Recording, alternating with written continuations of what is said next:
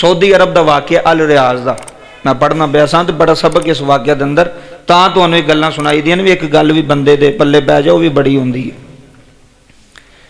Saudi अरब अल रियाज के अंदर एक बिजनेसमैन सी जिहदा बड़ा अच्छा बिजनेस सी, गल बड़ी सुनने वाली जी,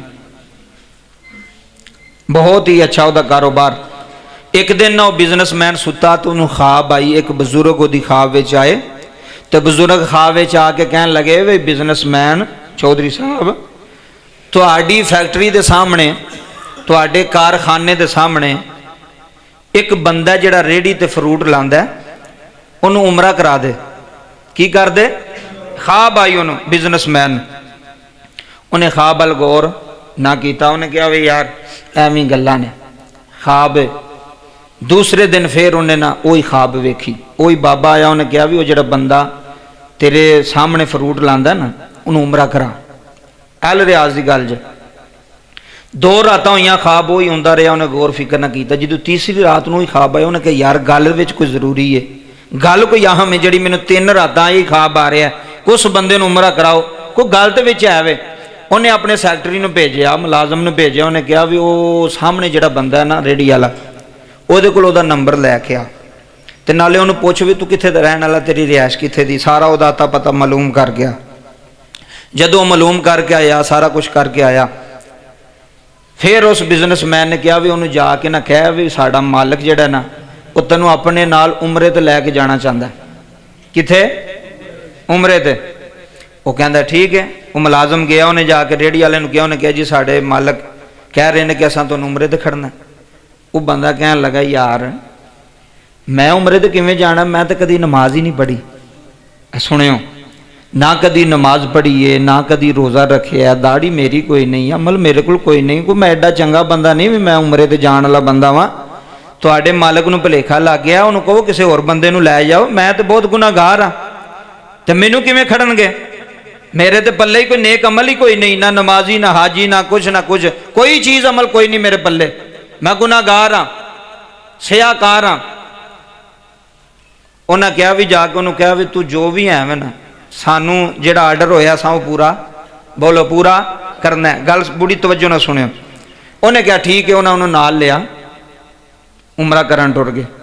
जो हराम बने ना जिथे जाके उत्थे उन्हें नफल पढ़े, नफल पढ़ के हराम बने, हराम बन के जो उमरा किया, काबे का तवाफ किया, हजरे असवद नूं चुम्या, सफा मरवा दे दौड़ लाई। जदों टेंड कराई ना, इधर सुनियो गल, टेंड करा के जो वापस मुड़ लगे ना उन्हें सब्जी वाले कहा चल यार चलीए हूँ वापस, उमरा तो हो गया। और जो बाहर निकले ना सेने आरम तो सब्जी वाले ने उन्होंने पता की आख्या, उन्होंने कहा यार जिंदगी का की पता अगू मेरे को इतने आना होना कि नहीं, तुहाडी मेहरबानी तुसां मैनूं लैण दा, वरना मैं कित्थे इन्ने जोगा सा। चलो मेरा दिल करदा भी जनाब तुसीं इत्थे खलोवो तो मैं जांदी वारी ते 2 नफल ना पढ़ ला। हुण गल वेखियो जी विचों निकलदा की है। जांदी वारी मैं 2 नफल पढ़ ला, क्योंकि पता है इस दरबार च हाजरी होनी कि नहीं होनी, अल्लाह के पाक दरबार च। उन्हें क्या पढ़ लै। और सब्जी फरोश ने ना 2 नफल नीचे, वाह देर हो गई तो सजदे गया तो उठिया कोई ना। हूँ उस बिजनेसमैन नूं जिहड़ा ना वो परेशानी हो गई भी मैं बंदा नाल लैके आया पता नहीं की बन गया। उन्हें जाके उन्होंने लाया, बाबा जी जो उन्होंने हिलाया तो दी जान निकल चुकी सी, सजदे की हालत के अंदर, सेने हरम दे अंदर जान निकली है, सजदे की हालत के अंदर है। सुनियो तो की सी अमल कोई भी कोल कोई नहीं सी।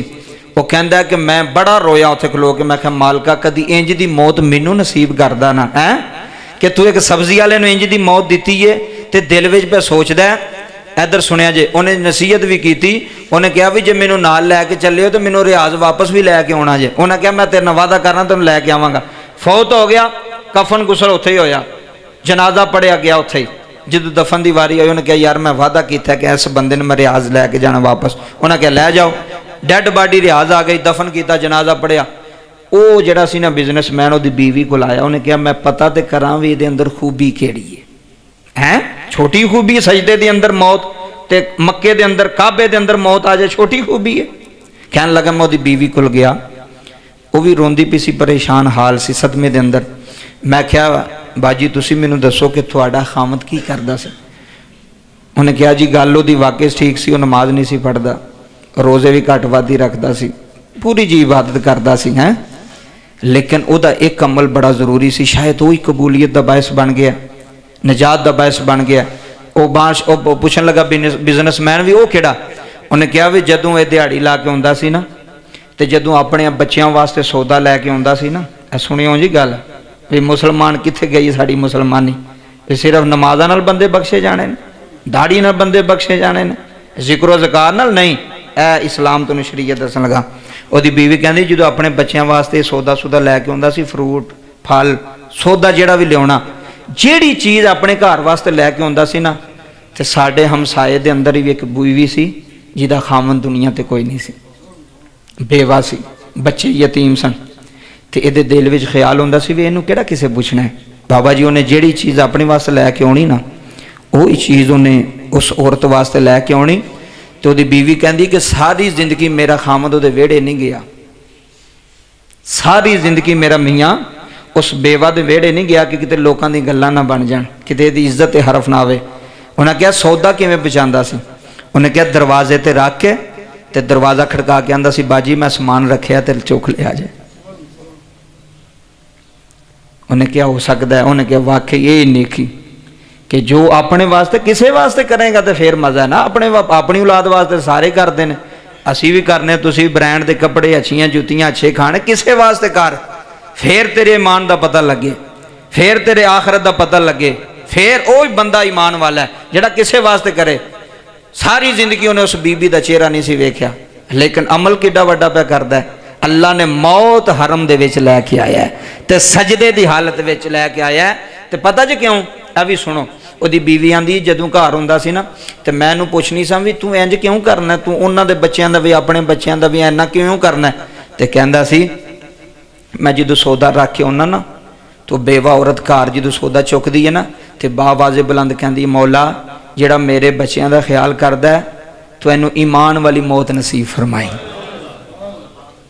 ऐ जे दुआ इंज बेड़े पार होंदे, किसी यतीम, किसी बेवा, किसी मस्कीन नाल कर जाओ यार, जिंदगी का पता कोई नहीं, की पता अजे इत्थों असां उठना भी कि नहीं उठना।